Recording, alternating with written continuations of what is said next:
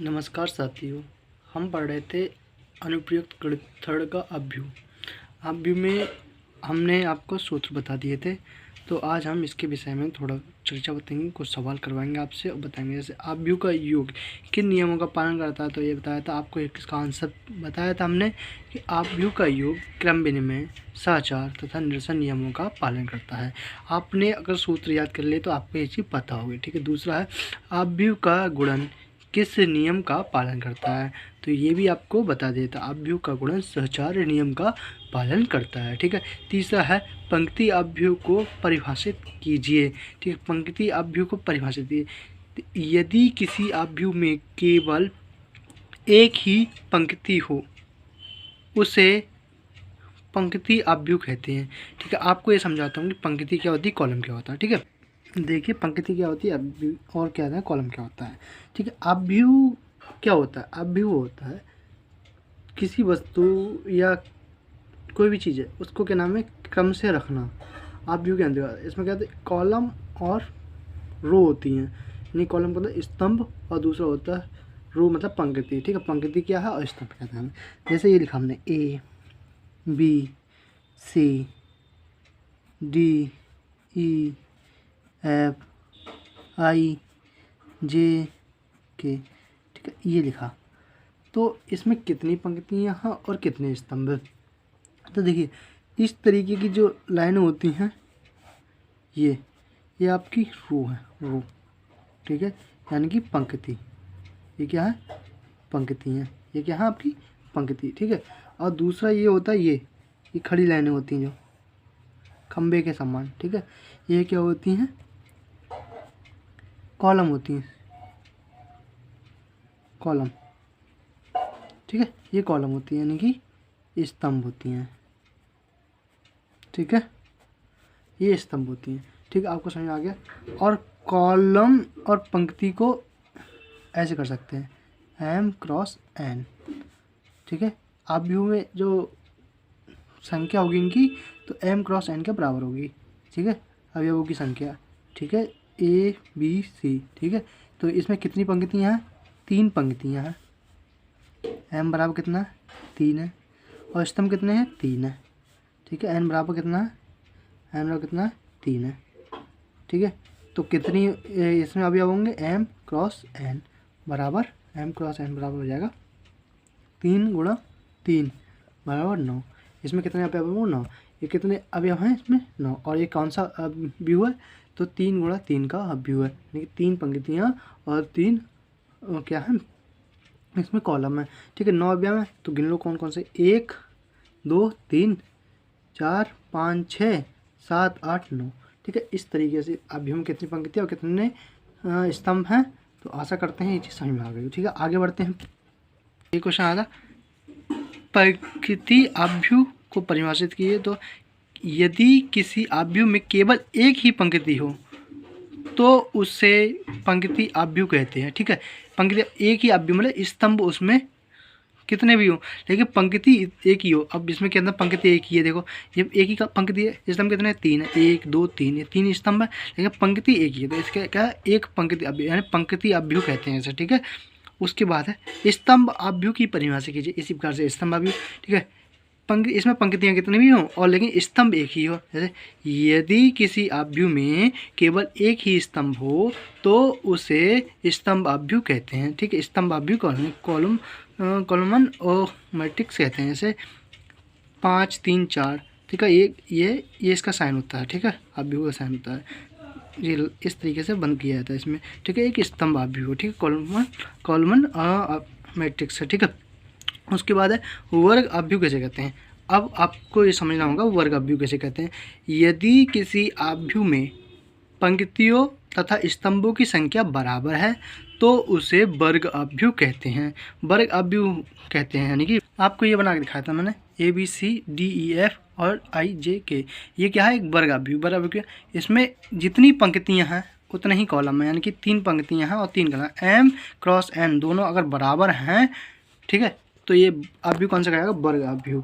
यहाँ M cross, देखो जहाँ एम क्रॉस एन, एम बराबर एन के हैं यानी कि पंक्तियों की संख्या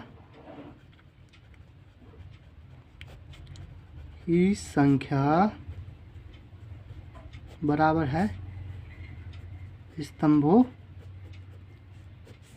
की संख्या के। ठीक है, पंक्तियों की संख्या स्तंभों की संख्या के बराबर है तो वह आव्यूह पंक्ति आव्यूह नहीं, वह आव्यूह वर्ग आव्यूह कहलाएगा। तो ये कौन सा आव्यूह कहलाएगा? वर्ग आव्यूह। तो वर्ग आव्यूह बराबर कितना है?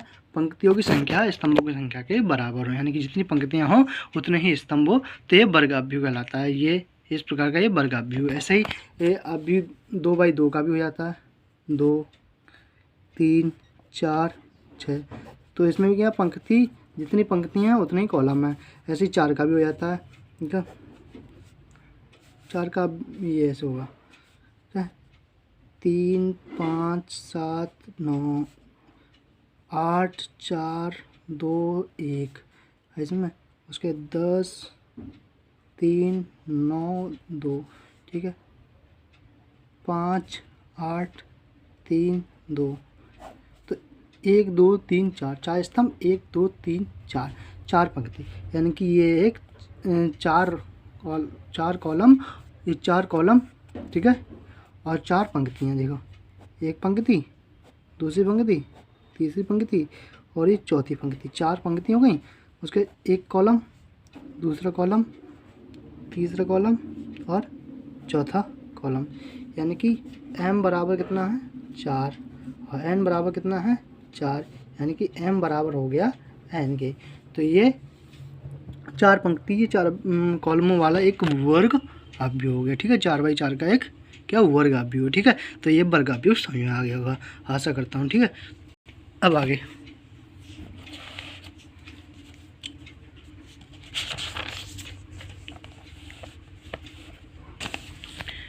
उसके बाद दिया है आपको ट्रांसपोर्ट मैट्रिक्स किसे कहते हैं? ट्रांसपोर्ट मैट्रिक्स मतलब परिवर्त आव्यूह को परिभाषित कीजिए।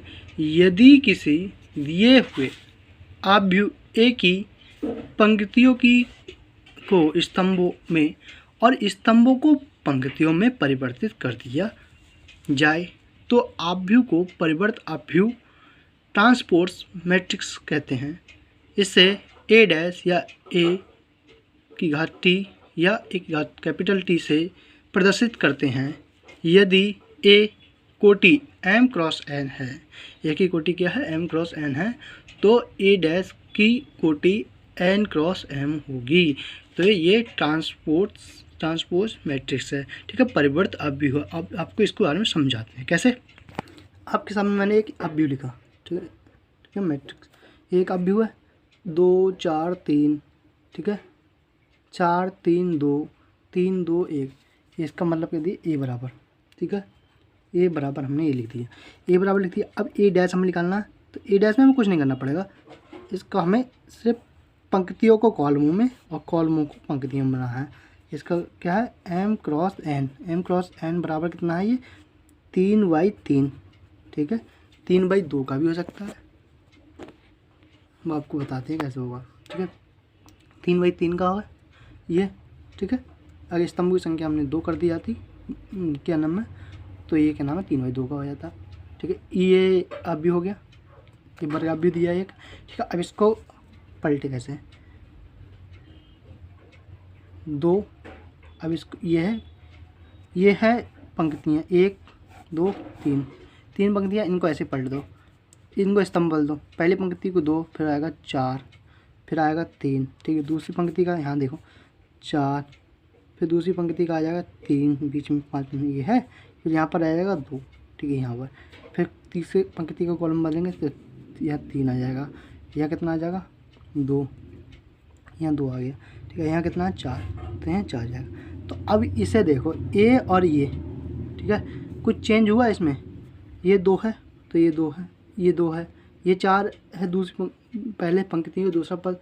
ठीक है, ये भी 4 है, ये भी 3 है, यहाँ पर भी देखो 4 3 2।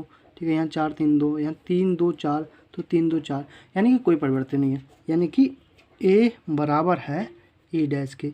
जब ए बराबर होता है ई डैश के या ए, तो क्या नाम है, ये आ गया था आपका परिवर्त अवयव, यानी कि ए बराबर ए डैश या ए बराबर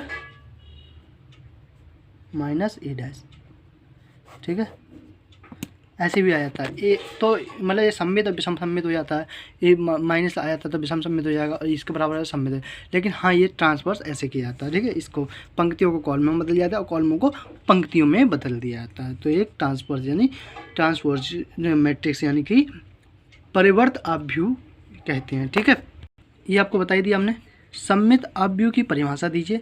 यदि कोई वर्ग अवयव ए ऐसा है कि ए बराबर ए डैश, तब ए सम्मित अवयव सिमेट्रिक मैट्रिक्स कहलाता है। ये आपको बताई दिया था हमने अभी उदाहरण के तौर पर। ए बराबर ए डैश किया जाए, उसके बाद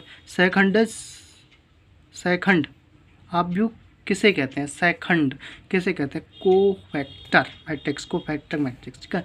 यदि किसी अवयव के अवयवों को उसके संगत सैखंडों कोफैक्टर्स से प्रतिस्थापित रिप्लेस कर दिया जाए तो इस प्रकार प्राप्त अवयव को सैखंड अवयव कोफैक्टर मैट्रिक्स कहते हैं, ठीक है। इसे ए सी से या ए एडजॉइंट आई जे से प्रदर्शित करते हैं, ठीक है। इसमें किसी अवयव के अवयवों को उसके संगत सैखंडों से प्रतिस्थापित कर दिया जाए तो इस प्रकार प्राप्त अवयव को सैखंड अवयव कहते हैं। इसको मैं आगे बताऊंगा, वरना ये वीडियो बहुत लंबा हो जाएगा और जब वीडियो ज़्यादा लंबा हो जाता है तो आप अपलोड करने में थोड़ी दिक्कत होती है, इसीलिए ये इसके बारे में ज़्यादा बात के लिए बताऊंगा। अगर आप हमारे चैनल पर नए हैं तो हमारे चैनल को सब्सक्राइब कीजिए, क्योंकि आपको ये अनुप्रयुक्त जो गणित है उस थर्ड उसका मैं पूरा सिलेबस करवाऊँगा, ठीक है। सेकंड इसमें आगे अब ये दिया अवयव ए अवयव, ये 2/2 का अवयव दिया है, ठीक है। इसकी क्वांटिटी 2/2 है। 4 2 3 1 का सेकंडेज अवयव ज्ञात कीजिए। अब सेकंडेज अवयव कहते हैं प्रतिस्थापित करना होता है ना, यहाँ दिया प्रतिस्थापित रिप्लेस कर दिया जाए तो इस प्रकार प्राप्त अवयव को सेकंडेज, देखो अब करते हैं इसको मैं आपको ये करके दिखाता हूँ अभी, ठीक है। ये दिया है एक अवयव, ठीक है, इसका ही तो करना है। तो ये हो गया A1 A11, इसको अगर इस तरीके से देखें तो इस तरीके से लगा सकते हैं A11, यहाँ पहला पद है, पहली पंक्ति का पहला पद, ठीक है। यहाँ हो जाएगा A12 यानी पहली पंक्ति का दूसरा पद, यहाँ हो जाएगा A13 इनकी पहली पंक्ति का तीसरा पद, और ये हो जाएगा वो A21 दूसरी पंक्ति का पहला पद, और ये हो जाएगा 22, ठीक है। गलती कर दिया था मैंने यहाँ पर, ठीक है, इसके लिए मैं भी चाहता हूँ कि यहाँ 21 हो जाएगा, या 22 हो जाएगा, ठीक है। इस तरीके से यानी कि तो A11 बराबर कितना है? 4 है। A12 बराबर कितना है? A12 बराबर दिया है 2, A21 बराबर दिया है 3 और A22 बराबर दिया है 4, ठीक है। अब हम A11 का सेकंड याद करेंगे, ठीक है। A11 का सेकंड, A11 बराबर कितना है? 4 का सेकंड,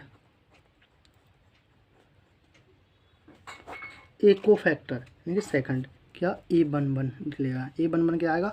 तो इसमें क्या होता है, जो पंक्ति और जो स्तंभ के बारे में बात की जाती है उसको छुपा लिया जाता है और जो बचा हुआ होता है उसको हल किया जाता है। तो A11 कौन सा?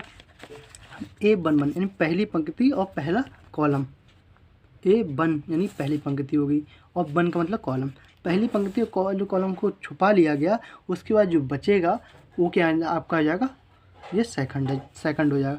तो इसका ये सूत्र होता है, ठीक है, -1 की घात n, m+n, ठीक है। कम पंक्ति और वो होता है, ठीक है, जैसे i+j, नहीं यहाँ पर हो जाएगा i+j होता है, ठीक है, i और +j। तो ये 1 दिया ना, इसकी जो ये है 1 है, तो इसलिए ये आ जाएगी घात इसकी i+j वाला, ये आ जाएगा, ठीक है। उसके बाद जो बच गया ना उसको लिख देते हैं, ठीक है, गुणा 1 यहाँ लिख दिया। तो A11 बराबर हो जाएगा 1 माइनस का की घात 2 गुणा 1। अब एक की घात 2 है यानी किसी का एक वर्ग करो तो ये प्लस हो जाएगा, ठीक है, माइनस है तो ये प्लस हो गया, ये प्लस हो गया गुणा 1, ठीक है। 1 गुणा 1 बराबर A11 बराबर हो गया यानी कि 1, यानी कि जो A है यानी 4 है, 4 का सेकंडेज 4 का सेकंड A11 बराबर 1 आ गया। तो इसी प्रकार से और भी कर सकते हैं, जैसे 2 का सेकंड करने के लिए हमें करना है दूसरी पंक्ति, वो पहली पंक्ति और दूसरा कॉलम, पहली पंक्ति दूसरा कॉलम, ठीक है। ये किसका आ जाएगा, A12 के बराबर है। ये देखो लिखा है A12, 2 ही तो है, तभी तो है। तो दूसरी पंक्ति, तो पहली पंक्ति और दूसरा कॉलम, ठीक है, A12 याद करना। तो यहाँ पर क्या बनेगा, ऐसे छुपा लो, पहली पंक्ति और दूसरा कॉलम। तो ये 3 बच रहा है, ठीक है, 3 बच रहा है। तो यहाँ लिखो -1, आई का मान कितना है 1 ही तो है, और यहाँ जे का मान कितना है 2, आई का मान 1 और जे का मान 2, ये तो दिया है, आई का मान 1 और जे का मान 2, ठीक है, दे दिया। और इसके बाद बचा 3, गुणा में 3 लिख दिया। तो A12 बराबर कितना आ गया, इसका घात हो गई 3, इसकी घात हो गई 3, यानी विषम हो गई, ठीक है। और जब घात विषम होती है तो जो चिन्ह होता है वही आ जाता है, -1 गुणा 3। तो ये A12 बराबर आ जाएगा -3, यानी कि जो 2 है, 2 का सेकंड आ जाएगा, 2 का सहखंड, 2 का जो सेकंड आ जाएगा वो इस तरीके से। इसी प्रकार से हम 3 का ज्ञात करेंगे, 3 का करेंगे तो यानी कि 3 का सेकंड, ठीक है। ये देखो 3 का कर रहे थे, 3 का हमने करके कर दिखा दिया। देखो ये 3 का सेकंड हो जाएगा दूसरी पंक्ति का पहला कॉलम है ये, ठीक है। तो इसका ये करेंगे तो 2 1 3 विषम आ गया, तो ये आ जाएगा 2 आ जाएगा, इसकी गुणा इससे होगी। ऐसे ही इसका एक रह गया, एक ये रह गया ना, इसमें एक का एक ये रह गया, तो इसको भी प्लस करेंगे, ठीक है, 1 का। तो इस पर आ जाएगा 1 का एक सम घात हो जाएगी, तो 1 आ जाएगा, माइनस रह जाएगा, इसमें 4 से गुणा हुआ ये आ जाएगा। तो इसका मतलब सेकंड अभी यानी कि को फैक्टर जो निकला सेकंड वो कहला, या इसे एक ही हस्सी से या AIJ से प्रदर्शित करते हैं।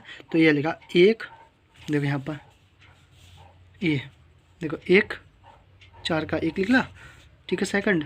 और ये इसका 2 का ये 2 का -3, और उसके बाद 3 का -2 और 1 का 4। तो इस तरीके से A का सेकंड अभी ये हो गया।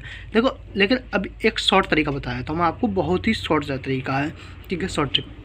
इसमें क्या होता है, अगर 2 का दिया होता ना, 2 पंक्ति 2 स्तंभ दिए हैं, तो इसमें क्या होता है, इसको यहाँ ले आओ, इसको यहाँ ले आओ, और यहाँ पर कुछ मत करो, यहाँ माइनस के चिन्ह लगा दो। देखो ये इसको, ठीक है,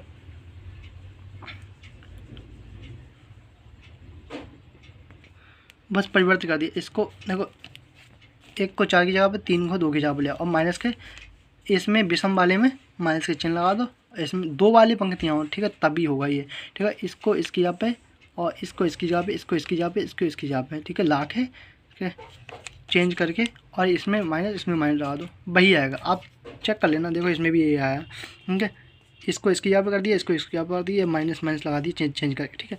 तो ये A का सेकंड अवयव ये शॉर्ट ट्रिक में निकल जाता है। लेकिन वैसे मैं चाहूँगा कि आप वो बर्डन मतलब पूरी डिटेल करके ही करें, जैसे सवाल गलत ना हो, ठीक है। आशा करता हूँ कि जो सेकंड अवयव कैसे ज्ञात करते हैं वो आपको ये समझ में आया होगा, ठीक है। अब आगे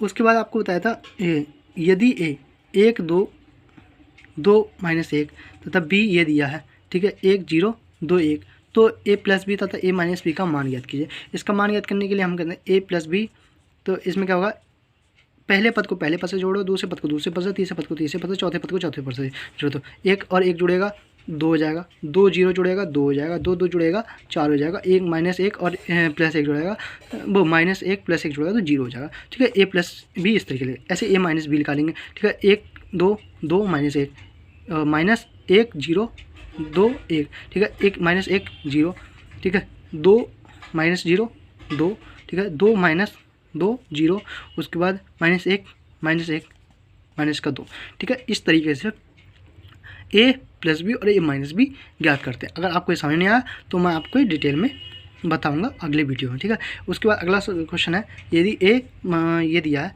1 3 5 2 4 6, ठीक है, तो 3A का मान ज्ञात कीजिए। तो A बराबर दिया 1 3 5 2 4 6, ठीक है, 3 गुणा ये अवयव हमने लिख दिया, ठीक है, 1 3 5 2 4 6। तो आपको इसमें एक चीज़ बतानी है मुझे, कमेंट में आप बताइए कि इसमें कितनी पंक्तियाँ हैं और कितने स्तंभ हैं और इसकी कोटि क्या है। ठीक है, कितनी पंक्तियाँ कितने स्तंभ हैं और किसकी कोटि क्या है। ठीक है, तो इसकी 3 की गुणा 1 से करेंगे 3, 3 की गुणा 3 से 9, 3 की गुणा 5 से 15, 3 की गुणा 2 से 6, 3 की गुणा 4 से 12, 3 की गुणा 6 से 18। ठीक है, इस तरीके से 3a ज्ञात किया जाएगा। ठीक है, आप इस तरीके जो सवाल आएंगे या 3 की जगह 5 भी हो सकता है, 7 भी हो सकता है, 9 भी हो सकता है, कोई भी संख्या हो सकती है, तो आप इसी तरीके से करेंगे। ठीक है, ऐसे ही यहाँ पर भी 3a+ भी दे दिया, 2a + 3b भी दे सकता था, तो इस तरीके से करके और आप जोड़ देंगे। इसको मैं डिटेल में आपको बता दूंगा। ठीक है, आपको ये वीडियो कैसा लगा हमें बताइए। वैसे आपने हमारे चैनल को सब्सक्राइब कर लिया होगा, अगर नहीं किया है तो इच्छा हो तो आप हमारे चैनल को सब्सक्राइब कर सकते हैं। ठीक है, वीडियो को पसंद आई हो तो लाइक कीजिए और कुछ पूछना हो तो हमें कमेंट कीजिए। ठीक है, और ऐसी तरीके से हम मिलते हैं नई वीडियो के साथ। या आपका जो अनुपयुक्त गणित 3rd है ना, और जो अवयव के चैप्टर है, मैं आपको ये पूरा करवाऊंगा, लेकिन ये वीडियो बहुत ज़्यादा लंबा जाती है, इसलिए मैं आपको आगे नहीं बढ़ा हूँ। बस आपको 15 क्वेश्चन करवाए हैं। ठीक है, आप भी बोर हो जाते हैं जल्द वीडियो आने से। ठीक है, लंबी वीडियो आने से। ठीक है, वीडियो देखने के लिए आपका बहुत बहुत धन्यवाद।